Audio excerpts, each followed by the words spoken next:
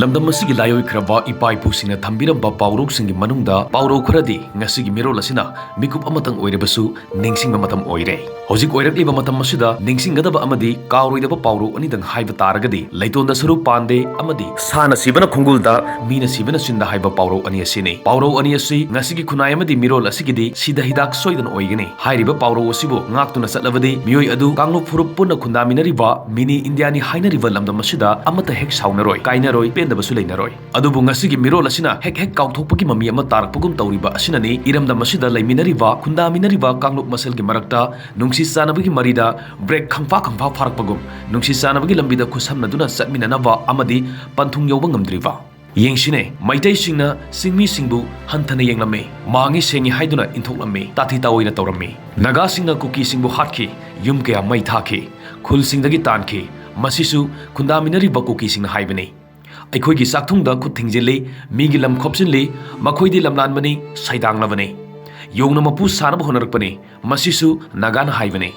ꯄꯨꯝꯅꯃꯛ ꯑꯁꯤ ꯍꯧꯈ꯭ꯔꯕ ꯃꯜꯂꯕ ꯋꯥꯍꯩꯁꯤꯡꯅꯤ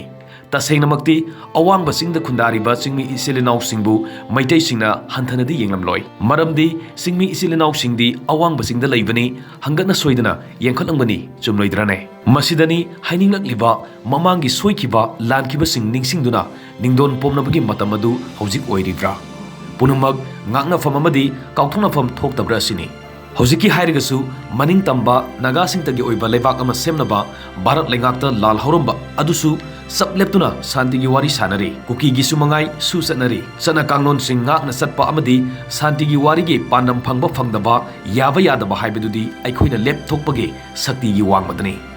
ꯂꯝꯗꯝ ꯑꯁꯤꯒꯤ ꯃꯤꯑꯣꯏ ꯂꯥꯈ 18 ꯍꯦꯟꯕꯒꯤ ꯅꯤꯡꯇꯝꯕ ꯄꯤꯒꯅꯤ ꯍꯥꯏꯗꯨꯅ ꯚꯥꯔꯠ ꯂꯩꯉꯥꯛꯀꯤ ꯃꯊꯛꯇ ꯂꯥꯜ ꯍꯧꯔꯤꯕ ꯂꯝꯗꯝ ꯑꯁꯤꯒꯤ ꯊꯧꯅꯥ ꯐꯔꯕ ꯏꯔꯩꯆꯥꯁꯤꯡꯒꯤ ꯃꯔꯛꯇꯒꯤ ꯅꯤꯡꯍꯟꯅꯕ ꯌꯥꯎꯔꯛꯇꯨꯅ ꯂꯥꯟꯐꯝꯗꯒꯤ ꯁꯃꯥꯏ ꯂꯩꯔꯛꯇꯨꯅ ꯅꯤꯡꯇꯝꯕ ꯇꯥꯅꯕ ꯄꯥꯏꯔꯝꯕ ꯃꯤꯌꯥꯝꯒꯤ ꯂꯟ ꯑꯣꯏꯔꯤꯕ ꯈꯨꯠꯂꯥꯏ ꯃꯁꯥꯅ ꯂꯩꯉꯥꯛ ꯃꯄꯨꯁꯤꯡꯗ ꯈꯨꯠꯁꯤꯟꯅꯈꯤ ꯑꯩꯈꯣꯏꯒꯤ ꯃꯤꯠꯃꯥꯡꯗ ꯅꯠꯇ꯭ꯔꯥ ꯄꯨꯝꯅꯃꯛ ꯑꯁꯤ ꯅꯩꯅꯔꯨꯔꯒꯗꯤ ꯄꯨꯛꯂꯤ ꯇꯠꯂꯕ ꯇꯦꯂꯪꯒꯥꯒꯨꯝ ꯃꯥꯏꯀꯩ ꯈꯪꯗꯅ ꯂꯩꯔꯤꯕ ꯅꯠꯇ꯭ꯔꯥ ꯑꯩꯈꯣꯏ ꯈꯨꯗꯤꯡꯃꯛ ꯃꯁꯤꯁꯨ ꯑꯅꯧꯕ ꯂꯥꯏꯆꯠ ꯑꯃꯅꯤ ꯍꯥꯏꯕꯗ ꯍꯥꯏꯃꯟꯕ ꯊꯣꯛꯀꯗ꯭ꯔꯥ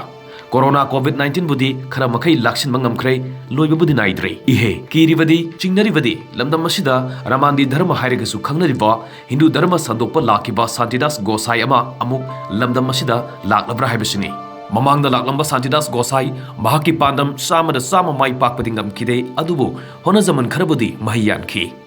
अदुबु शांतिदास गोसाईना माइसौ इपु खोंनांग थाबगी मतिक मगुंदी तसेंगना खंखि हाइबसि संगोलदगी थौरी नानथोक्तुना सेंथोरकपा औ पावाइदो वाइदुना मसी फेंगनब होनरिबसिंगना